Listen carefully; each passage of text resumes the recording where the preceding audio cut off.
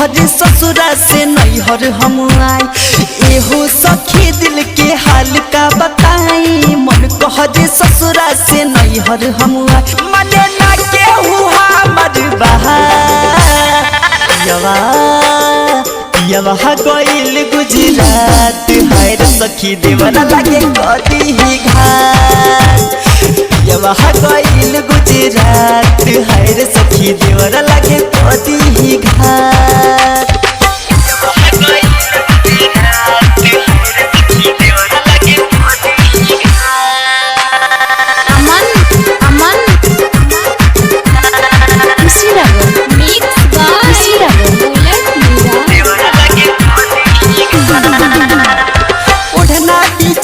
रोज धानेला पतिया के हमरा न मानेला, कहेला ये भौजी बुझ मजबूरी, गलिया धर के हमर तानेला। ओढ़ना बिछौना रोज धानेला पतिया के हमरा न मानेला, ओकर रहत ना होता बर्दाश्त। यवा गइल गुजरात, हाय रे सखी देवरा लागे कदी ही घाट। यवा गइल गुजरात, हाय रे सखी देवरा लागे कदी ही घाट।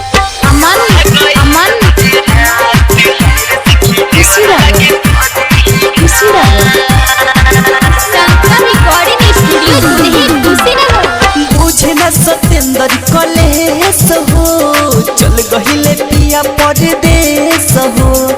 कहिले मना नहीं माने देवरवा, खेल जइहे खेला दिनेश हो। बुझे न सतेंद्र कलेश हो, चल गहिले पिया परदेश हो। खुद छोड़े ना कबो हमर हाथ। यवा गइल गुजरात, हाय रे सखी देवरा लागे कदी ही घाट। यवा गइल गुजरात, हाय रे सखी देवरा लागे कदी ही घाट। यवा गइल गुजरात, हाय रे सखी देवरा लागे कदी ही घाट। एहो सखी दिल के हाल का बताई, मन कहरे ससुरा से नैहर हम आई। मने ना केहू हमर बहार। यवा गइल गुजरात, हाय रे सखी देवरा लागे कदी ही घाट। यवा गइल गुजरात, हाय रे सखी देवरा लागे कदी ही